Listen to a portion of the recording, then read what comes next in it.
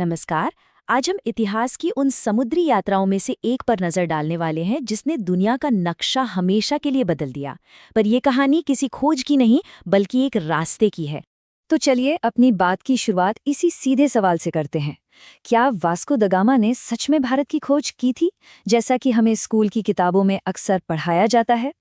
इस पूरी कहानी की जड़ों को समझने के लिए हमें थोड़ा पीछे जाना होगा। 15वीं सदी के यूरोप में, जहां एक बहुत बड़ी आर्थिक महत्वाकांक्षा इस ऐतिहासिक यात्रा की वजह बन रही थी। जरा सोच कर देखिए, एक ऐसा दौर जब काली मिर्च, दालचीनी और लौंग जैसी चीजें सिर्फ खाने का जायका नहीं बढ़ाती थीं, बल्कि ये दौलत और ताकत की निशानी थीं।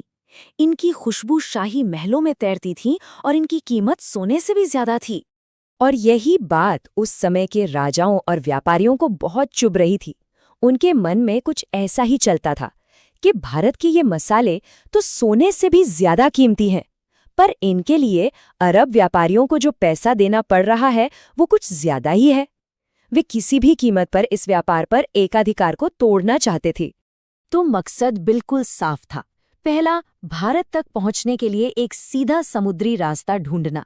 दूसरा, अरब व्यापारियों जैसे बिचौलियों को पूरी तरह से रास्ते से हटाना। और तीसरा, इस नए रास्ते पर कब्जा करके दुनिया में सबसे अमीर बनना। ये एक ऐसा मिशन था जो इतिहास का रुख मोड़ सकता था, और इसी काम के लिए वास्को द गामा को चुना गया। तो मिशन तय हो गया।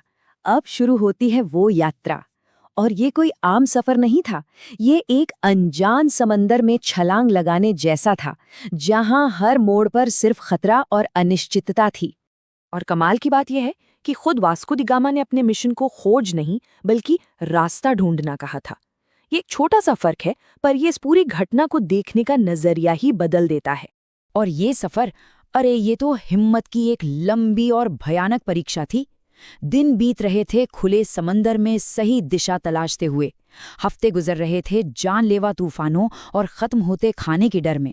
और महीने बीत गए जब जहाज पर बीमारी और निराशा फैलने लगी थी। लेकिन इस सफर का सबसे मुश्किल, सबसे खतरनाक हिस्सा तो तब आया जब वो अफ्रीका के एकदम दक्षिणी छोर पर पहुंचे। ये वो जगह थी जिसे मौत का मोड़ कहा जाता था, जहां से लौटना नामुमकिन सा था। इस जगह को नाम दिया गया था केप ऑफ गुड होप, यानी उम्मीद का अंतरीप। लेकिन सच कहूं तो इसके नाम और इसकी हकीकत में कोई मेल नहीं था। ये नाविकों के लिए उम्मीद नहीं बल्कि इम्तिहान की घड़ी थी। इस जगह को जहाज़ों का कब्रिस्तान के नाम से भी जाना जाता था। और ये कोई बढ़ा चढ़ाकर कही गई बात नहीं थी। यहाँ की हवाएं इतनी तेज और लहरें इतनी ऊंची थीं कि न जाने कितने ही जहाज समंदर की गहराइयों में दफन हो चुके थे। ये एक असली जानलेवा जाल था।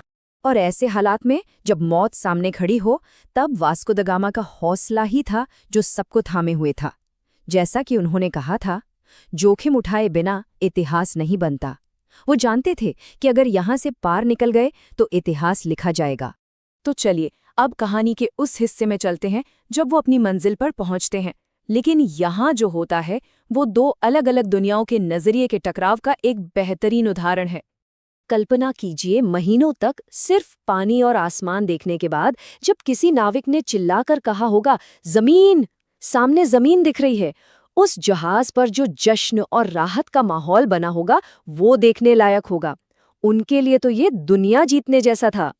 लेकिन उसी वक्त भारत के कालीकट के तट पर क्या हो रहा था? कुछ खास नहीं। वहां जिंदगी अपनी रफ्तार से चल रही थी। लोग अपने रोजमर्रा के कामों में लगे थे, बाजार में चहल पहल थी।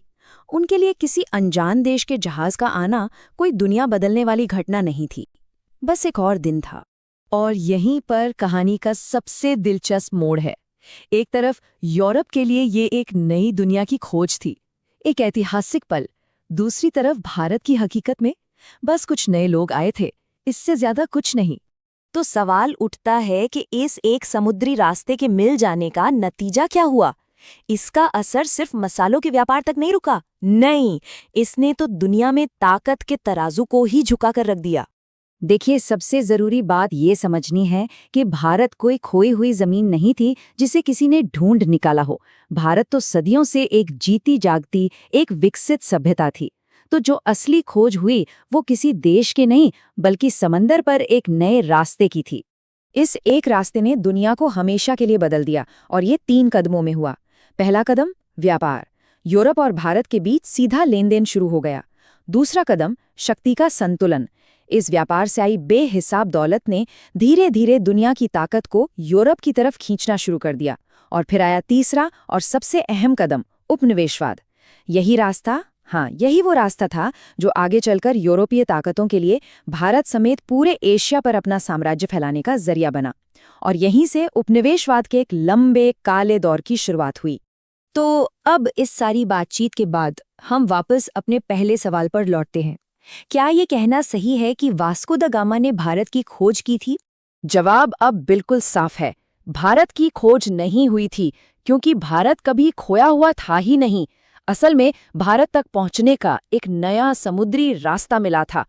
सुनने में ये एक छोटा सा फर्क लग सकता है, पर